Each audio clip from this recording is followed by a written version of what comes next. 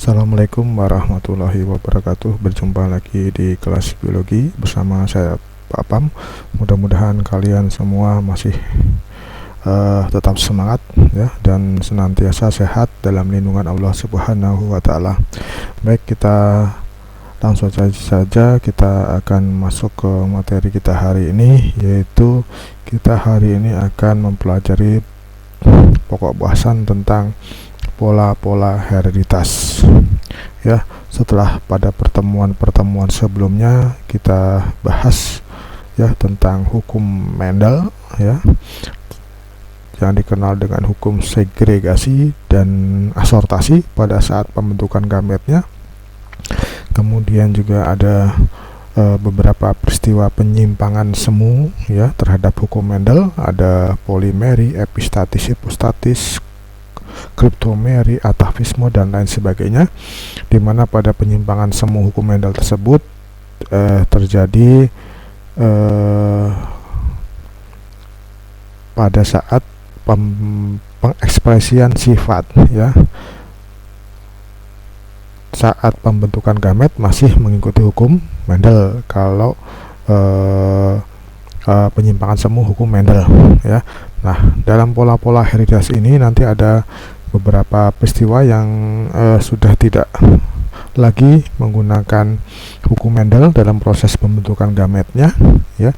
Nanti ada peristiwa pautan, ada peristiwa pindah silang, ada gagal berpisah, ada gen letal ya, dan lain-lain ya, yang itu semua akan kita bahas di pokok bahasan ini, yaitu pola-pola hereditas. Memang ada beberapa pola ya dalam pewarasan sifat yang tidak mengikuti hukum Mendel.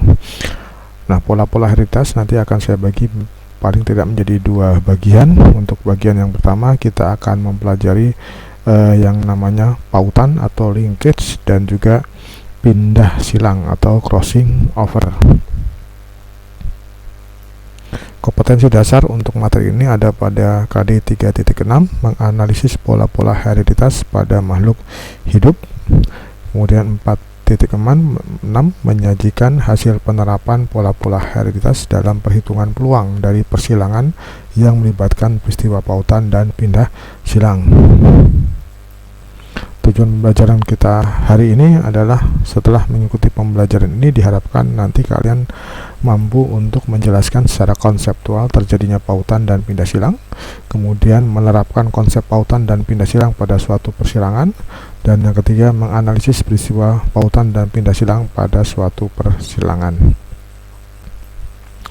Kita masuk yang pertama, pautan atau linkage itu apa ya. Pautan adalah keadaan di mana dua gen atau lebih ya terdapat pada kromosom yang sama, sehingga pada saat pembentukan gamet tidak dapat lagi mengikuti hukum Mendel, yaitu yang dikenal dengan segregasi dan asortasi bebas ya. Kalau Mendel ya beranggapan gen-gen yang disilangkan itu letaknya saling bebas atau terdapat pada kromosom yang berbeda-beda ya. Jadi misalkan ada genotip A besar A kecil, B besar B kecil.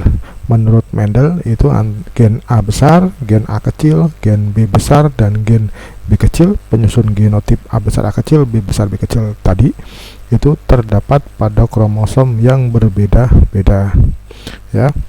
Namun pada kenyataannya ya banyak sekali gen-gen yang disilangkan itu ternyata letaknya pada kromosom yang sama, sehingga nanti hukum segregasi dan juga hukum asortasi bebas menjadi tidak berlaku untuk kasus ini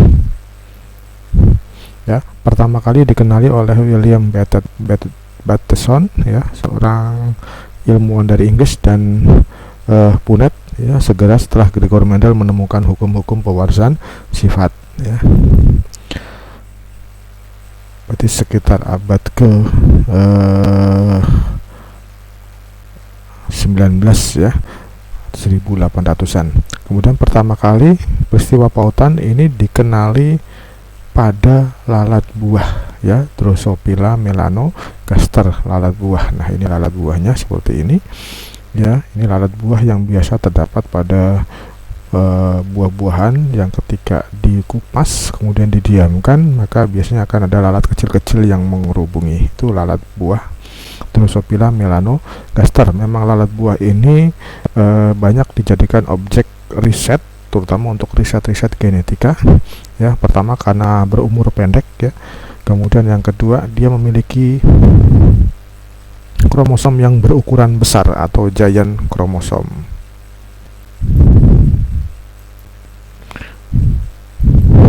Nah, misalkan ya, pada lalat buah terdapat gen-gen seperti ini ya. Ingat nih, tolong diingat terus, ada gen-gen G besar itu menentukan sifat tubuh berwarna kelabu. Ingat aja grey ya, kelabu itu. Kemudian G kecil menentukan sifat tubuh warna hitam. Kemudian L besar menentukan sifat sayap panjang. Ingat aja long ya, L besar. Kemudian L kecil menentukan sifat sayap pendek. Tolong ini diingat ya, agar lebih mudah kalian nanti mengikuti penjelasan dari saya.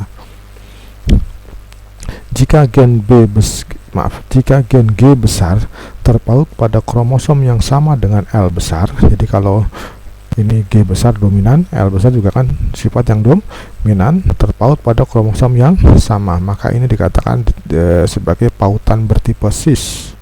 Atau bisa juga gen G besar dengan L kecil ya, terpaut pada kromosom yang sama, satu dominan, satu resesif, maka disebut pautan trans. Maka genotip G besar G kecil, L besar L kecil, kedudukan gen dalam kromosom dapat digambarkan sebagai berikut. Ya, ingat genotipnya adalah G besar G kecil, L besar L kecil.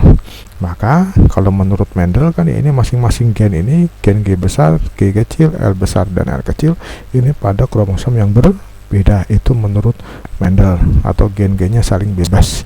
Tapi kenyataannya ya, banyak ditemukan gen-gen yang terdapat pada kromosom yang sama atau terjadi pautan. Nah, kalau terjadi pautan, maka kedudukan gen-gennya seperti ini ya. Tadi ini yang disebut ini pautan cis ya. Ini pautan cis di mana G besar berpaut pada kromosom yang sama dengan L besar.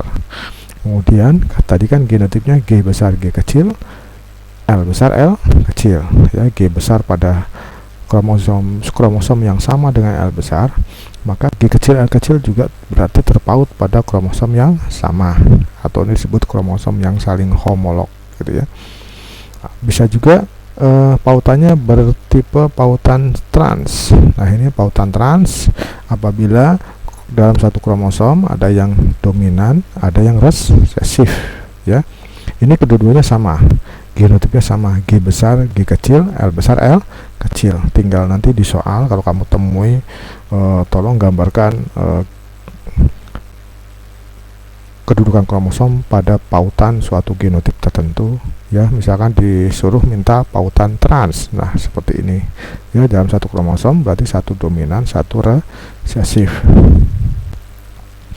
Maka ya, gamet-gametnya itu nanti berbeda dengan penentuan gamet menurut Mendel ya. Kalau menurut Mendel, kalau G besar G kecil, L besar L kecil itu ada 4 gamet ya. G besar L besar, G besar L kecil, G kecil L besar, G kecil L kecil. Tapi kalau terjadi pautan, itu gametnya tidak sebanyak kalau gen-gennya saling bebas ya. Jadi gametnya hanya 2, G besar dengan L besar dan G kecil L kecil. Jadi ini selalu bersama, ini juga selalu bersama. Tidak bisa G besar dengan L kecil karena sudah beda kromosom. Berarti yang pautan trans juga gametnya adalah G besar L kecil dan G kecil L besar ya. Jadi kalau pautan cis dan pautan trans ya, padahal genotipnya sama, bisa jadi gametnya berbeda ya, tergantung nanti di soalnya seperti apa, pautan cis atau pautan trans. Mudah-mudahan bisa dipahami sampai sini ya. Ini kalau pautan ya. Nah, kedudukan gen suatu genotip, apakah gen-gennya saling bebas ya sesuai dengan hukum Mendel, atau terjadi pautan, yaitu gen-gennya saling berpaut pada kromosom yang sama, dapat diketahui dengan cara tes cross. Masih ingat tes cross? Disilangkan dengan homozigot resesif ya. Jadi seperti ini. Misalkan ada lalat buah tadi bergenotip G besar G kecil, L besar L kecil. Untuk mengetahui apakah letak gen-gennya saling bebas atau pautan, maka bisa dilakukan dengan cara tes cross. Nah, seperti ini. Kalau letaknya saling bebas, ya, maka kalau hasil tes crossnya seperti ini, G besar G kecil, L besar L kecil di tes cross, berarti dengan G kecil G kecil, L kecil L kecil, lalat hitam sayap pendek ini ya, di tes cross, maka ini gametnya ya ada 4. Kalau menurut Mendel, kalau ini jika saling bebas, maka gametnya ada 4. G besar L besar, G besar L kecil, G kecil L besar, G kecil L kecil. Sedangkan yang ini ya, yang homozigot resesif, gametnya cuma 1, G kecil L kecil. Maka kalau ini saling bebas, maka akan muncul 4 sifat pada keturunannya ya, yaitu muncul lalat kelabu sayap panjang, muncul lalat kelabu sayap pendek, muncul lalat hitam sayap panjang, dan muncul lalat hitam sayap pendek ya, masing-masing 25% ya. Ini dari mana ya, bisa ya, ini G besar G kecil L besar L kecil dari pertemuan penggabungan ini dengan ini, G besar G kecil L kecil L kecil penggabungan ini dengan ini ya, G kecil L besar L kecil penggabungan ini dengan ini, dan G kecil L kecil L kecil penggabungan ini dengan gamet ini ya. Dihasilkan 4 sifat keturunan dengan perbandingan 1 banding 1 banding 1 banding 1. Ini tolong diingat. Nah, oh ya, ini jadi ini kedudukan gen yang disebut gen saling bebas seperti ini. Jadi G besar G kecil L besar L kecil ini pada kromosom yang berbeda-beda. Ini disebut gen-gen saling bebas, sehingga gametnya itu bisa pada saat membutuhkan gamet, G besar bisa berkelompok dengan L besar, G besar bisa kelompok dengan L kecil, G kecil bisa berkelompok atau berpasangan dengan L besar, G kecil bisa berkelompok dengan L kecil. Kan seperti itu ya, kalau kedudukan gen-gennya saling bebas. Nah, untuk mengetahui sekali lagi, untuk mengetahui itu pautan atau saling bebas ya, sekali lagi dilakukan tes cross. Kalau ternyata keturunannya muncul 4 sifat, maka dipastikan dia adalah gen-gennya saling bebas ya. Bagaimana kalau terjadi pautan? Nah, kalau di tes cross dan ternyata terjadi, oh ya maaf, ini tolong angka ini menjadi penting ya, tolong diingat ya. Kalau 4 sifat perbandingan 1 1 1 1, berarti dia adalah saling bebas gen-gennya. Bagaimana kalau terjadi pautan cis ya, kita anggap misalkan pautan cis, maka nanti hasilnya tidak 4 sifat ya. Ini misalkan G besar G kecil L besar L kecil, kalau terjadi pautan di tes cross berarti dengan G kecil L kecil L kecil. Kalau pautan berarti ini gametnya tidak 4, gametnya hanya 2 ya, karena pautan cis berarti G besar L besar, G kecil L kecil, sedangkan ini ya G kecil L kecil. Maka lalat buah yang muncul pada keturunannya ada 2 variasi sifat ya, yaitu muncul lalat kelabu sayap panjang dan lalat hitam sayap pendek. Tidak ada kelabu sayap pendek atau hitam sayap panjang, tidak muncul ya, hanya ada 2 sifat yang muncul pada keturunannya dengan perbandingan yang sama. Misalkan hasil persilangan ini menghasilkan 1000 lalat ya, maka ini 500, ini juga 500. Kalau hanya 2 sifat yang muncul pada keturunannya, maka dapat dipastikan genotip G besar G kecil L besar L kecil, kedudukan gennya adalah pautan atau linkage. Bisa dipahami ya, ini perbedaan antara saling bebas Mendel dengan pautan. Itu harus dilakukan dengan cara tes cross ya. Kalau saling bebas tadi menghasilkan 4 keturunan, kalau di tes cross dengan perbandingan 1 1 1 1. Kalau terjadi pautan hanya dihasilkan 2 sifat keturunan ya, dengan perbandingan 1 banding 1. Gampang, mudah dihafal. Nah, ini angka ini tolong diingat ya. kita masuk ke peristiwa yang kedua, adalah peristiwa pindah silang atau crossing over. Peristiwa ini yang menyebabkan suatu keturunan itu merupakan kombinasi, ya, merupakan kombinasi sifat dari ayah atau dari induk jantan dengan induk betina, ya. Kita saja misalkan sebagai anak itu memiliki sifat-sifat pada tubuh kita yang merupakan rekombinasi dari ayah dan ibu kita, itu karena adanya peristiwa crossing over. Kalau tidak ada peristiwa crossing over, maka kita biasanya kemungkinan besar akan mirip persis dengan salah satu induknya. Apa itu pindah silang? Pindah silang adalah satu peristiwa bertukarnya gen-gen yang terdapat pada lengan-lengan kromosom dengan kromosom lainnya, ya, biasanya antara dua non-sister kromatid, ya. Ini terjadi pada profase 1 meiosis, ya. Kita tahu meiosis adalah pembelahan untuk pembentukan gamet, ya. Profase 1, kita ingat profase 1 ada kromosom homolog berpasangan. Nah, ini kromosom homolog yang sedang berpasangan atau membentuk tetrat, ya, gitu. Ingat profase 1. Kemudian nanti kalau ini lengan ini dengan lengan ini disebut sister, ya, karena gen-gennya pasti sama. Ini satu merupakan duplikasi yang lainnya. Tapi kalau ini dengan ini namanya non sister, karena bisa jadi ini berbeda gennya, karena ini dari ayah, ini dari ibu asalnya. Nah, ketika mereka berpasangan saat profase, ya, nanti bisa jadi atau besar kemungkinan terjadi persilangan di sini, terjadi persilangan lengan, dan nanti akan bertukaran lengan, sehingga gen-gennya pun otomatis bertukaran seperti ini, ya. Tadinya ini kuning semua, ini ada merahnya. Ini tadinya merah semua, ini ada kuningnya. Terjadi percampuran pada saat profase 1, ya. Ini yang menyebabkan nanti terjadinya variasi sifat pada keturunan, ya. Pindah silang hanya dapat terjadi pada gen-gen yang saling berpaut, sehingga pindah silang disebut juga pautan tidak sempurna, atau dengan kata lain tidak mungkin, ya, pindah silang terjadi pada gen-gen yang saling bebas, ya, seperti yang diasumsikan oleh Mendel, ya.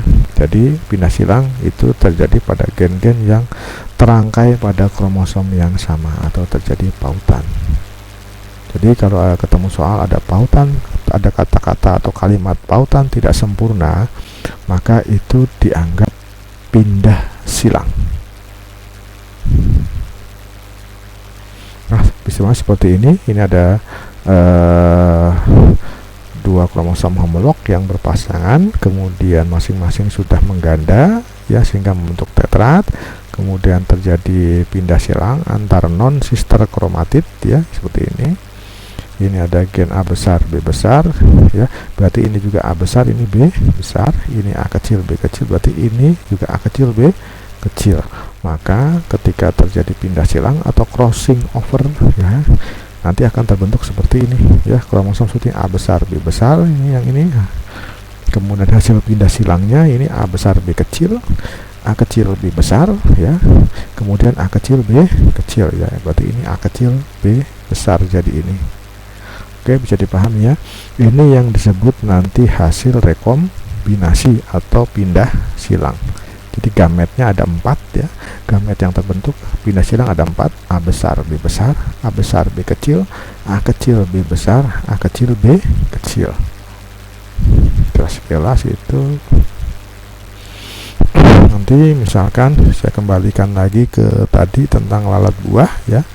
Misalkan lalat buah bergenotip G besar, G kecil, L besar, L kecil, di mana gen G besar terpaut pada kromosom yang sama dengan L besar, kemudian terjadi pindah silang atau terjadi pautan tak sempurna pada saat pembentukan gamet. Maka kedudukan gen dalam kromosomnya dapat digambarkan sebagai berikut, seperti sama dengan yang tadi, ya. Nah, ini ya, ada sepasang kromosom homolog ya, kemudian masing-masing lengannya mengganda. Ini G besar L besar, kemudian ini juga G besar L besar. Ini kromosom homolognya G kecil L kecil, ini juga G kecil L kecil ya. Kemudian misalkan ini saling, kromosom ini dengan kromosom ini saling pindah silang sehingga terjadi seperti ini. Nah, ini G besar L besar, yang ini tetap, kemudian ini terjadi pindah silang persilangan ya, G besar L kecil, ini G kecil L besar, G kecil L kecil tetap. Maka ya, nanti gametnya yang tersusun adalah, langsung saja ya, kita bayangkan ini nanti jadi gandengan kromosom sendiri sehingga gamet G besar akan bentuk gamet G besar L besar. Ini akan bersatu sehingga terbentuk gamet G besar L kecil. Ini akan menyatu sehingga terbentuk gamet G kecil L besar. Ini akan menyatu tetap ya, G kecil L kecil. Nah, kalau kita lihat ini ada dua tipe gamet ya. Ada gamet tipe parental ya, yang bukan merupakan hasil pindah silang, ini dan ini disebut gamet parental ya, tipe aslinya. Sedangkan yang di tengah G besar L kecil dan G kecil L besar itu merupakan gamet tipe pindah silang. Nah, kalau kita lihat jenis gamet yang dihasilkan pada peristiwa pindah silang, kalau kita lihat dari jenisnya sama dengan yang dihasilkan pada gen-gen saling bebas atau yang dikenalkan oleh Mendel ya, G besar. Jadi kalau menurut Mendel kan G besar G kecil L besar L kecil ya, gametnya juga ada 4 ini kan, G besar L besar, G besar L kecil, G kecil L besar, dan G kecil L kecil ya. Ini tapi kalau Mendel, masing-masing gamet ini memiliki peluang yang sama untuk muncul.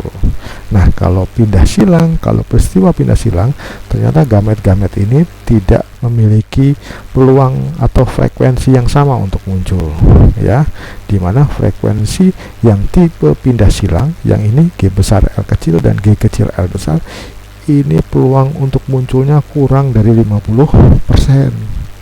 Sedangkan frekuensi parental ini peluang munculnya lebih tinggi, yang tipe parental ya, di atas 50% gitu. Itu syarat pindah silang ya. Suatu persilangan mengalami pindah silang atau tidak dapat diketahui dengan tes cross, sama dengan yang tadi ya, pautan ya. Untuk mengetahui pautan atau saling bebas itu dapat diketahui dengan tes cross. Nah, pindah silang pun sama, dapat diketahui dengan tes cross. Nah, misalkan contoh tes cross lalat buah bergenotip G besar G kecil L besar L kecil yang mengalami pindah silang adalah sebagai berikut ya. Jadi ada genotip G besar G kecil L besar L kecil, di tes cross pasti dengan G kecil L kecil L kecil. Nah, karena ini pindah silang berarti terbentuk 4 macam gamet ya. Ini gamet parental G besar L besar dan juga G kecil L kecil. Sedangkan yang di tengah G besar L kecil dan G kecil L besar, ini adalah gamet rekombinasi atau gamet pindah silang ya. Maka ini bergabung dengan ini jadilah G besar G kecil L besar L kecil, lalat kelabu sayap panjang. Nah, ini kan gamet parental, maka nanti keturunannya pun disebut keturunan tipe parental. Kemudian G besar L kecil bergabung dengan gamet G kecil L kecil, jadilah G besar G kecil L kecil L kecil, lalat kelabu sayap pendek ya. Kemudian yang tipe gamet tipe pindah silang yang kedua, G kecil L besar bergabung dengan ini jadi G kecil L besar L kecil, lalat hitam sayap panjang ya. Dan dua yang di tengah ini merupakan keturunannya disebut keturunan tipe pindah silang, di mana frekuensinya kurang dari 50% ya. Kalau kamu perhatikan juga sifatnya kan merupakan gabungan dari kedua lalat induknya ya. Kemudian ini gamet parental yang kedua yang terakhir ini G kecil L kecil bergabung dengan ini menjadi G kecil L kecil L kecil lalat hitam sayap pendek. Ini tipe parental ya, dimana sekali lagi di pindah silang salah satu syaratnya adalah tipe pindah silang itu jumlahnya kurang dari 50%. Tipe parental jumlahnya jauh lebih tinggi. Misalkan hasil persilangan ini dengan ini menghasilkan 1000 ekor lalat, maka kalau gen-gennya saling bebas ya, maka akan dihasilkan tiap-tiap keturunan ini kurang lebih jumlahnya sama. Ini 250, ini 250, ini 250, ini 250. Berarti gen-gennya adalah saling bebas, bukan pindah silang ya. Tapi kalau pindah silang berarti jumlahnya tidak rata ya. Misalkan yang tipe parental ini 400, ini 400, yang dua ini masing-masing 100, maka itu dapat dipastikan gen-gen yang terdapat pada genotip G besar G kecil L besar L kecil adalah saling berpautan, tapi kemudian terjadi pindah silang. Nah, mudah-mudahan bisa dipahami antara pautan, saling bebas, dan pindah silang ya. Nah, ini jika diamati jenis fenotip yang muncul pada keturunan hasil tes cross di atas sama dengan persilangan pada gen-gen saling bebas. Tadi saya sudah jelaskan ya, ini kan sama dengan hasilnya sama dengan gen-gen saling bebas, tapi kalau pindah silang hasilnya ya yang tipe parental itu jauh lebih besar. Maka untuk menentukan apakah itu pindah silang atau saling bebas, kamu harus pertama mengidentifikasi mana yang tipe parental, mana yang tipe pindah silang. Gampang itu ya.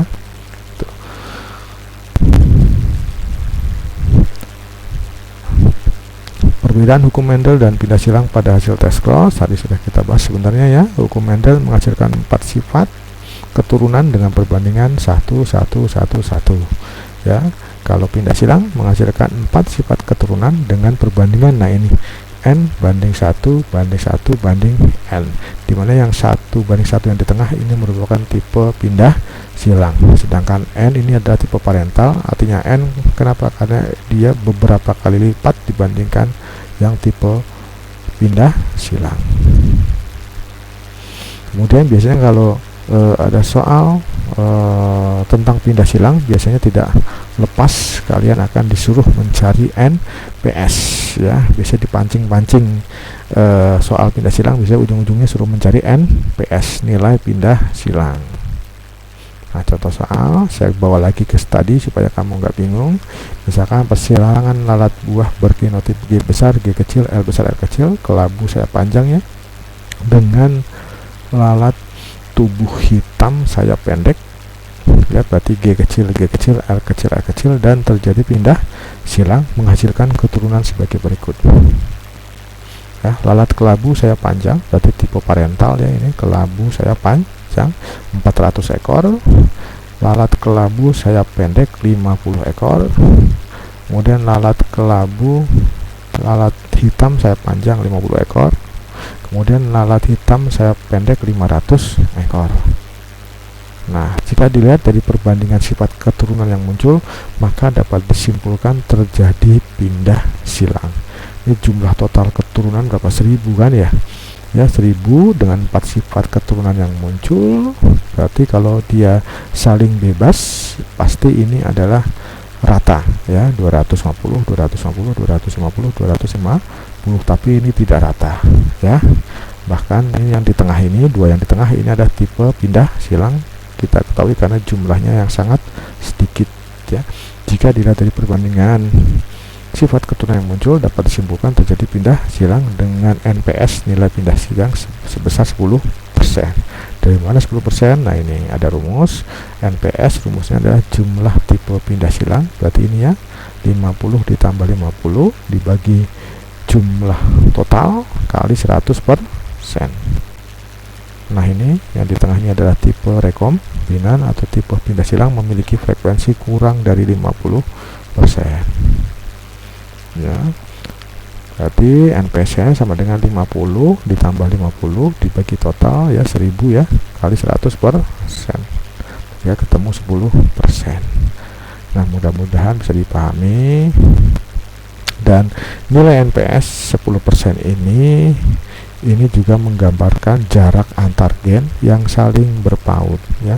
Tadi pautannya adalah G besar dengan L besar, G kecil dengan L kecil pada satu kromosom. Berarti jarak antara G besar dengan L besar itu adalah 10 unit Morgan ya. Jadi jarak G besar dengan L besar atau G kecil dengan L kecil adalah 10 unit Morgan.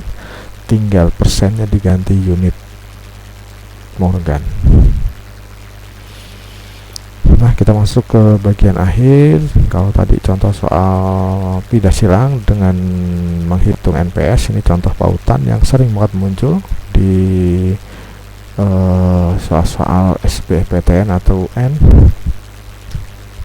Misalkan terdapat individu bergenotip A besar A kecil, B besar B kecil, C besar C kecil ya, di mana A besar dan B besar ya, gen A besar dan B besar terpaut pada kromosom yang sama. Kadang-kadang cuma dituliskan seperti ini, A besar kemudian garis miring B besar, itu menandakan A besar berpaut pada kromosom yang sama dengan B besar. Tentukan gamet-gamet individu tersebut. Berarti untuk menentukan gamet, ingat ya pautan ya, kita harus menggambarkan dulu kedudukan gen pada kromosom yang terjadi pautan tersebut ya. Maka kedudukan gen dalam kromosom kan seperti ini ya, A besar dengan B besar terpaut, A besar B besar terpaut pada satu kromosom.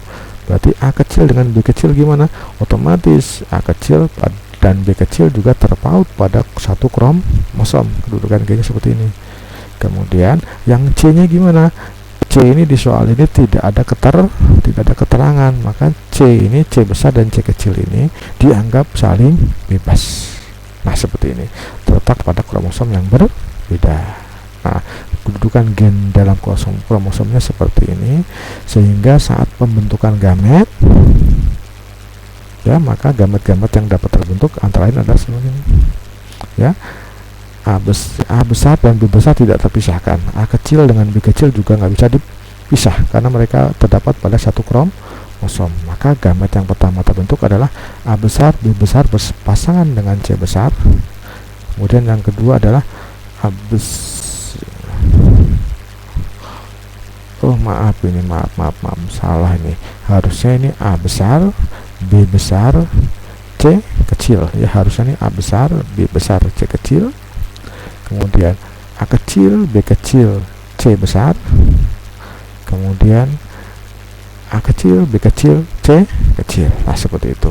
Maaf, ini harusnya A besar B besar C kecil ya, gametnya seperti ini. Jadi terbentuk 4 macam gamet. Kalau menurut Mendel, gen-gennya saling bebas, ini akan terbentuk 2/3, akan terbentuk 8 gamet. Ternyata karena terjadi pautan, gametnya hanya 4 saja.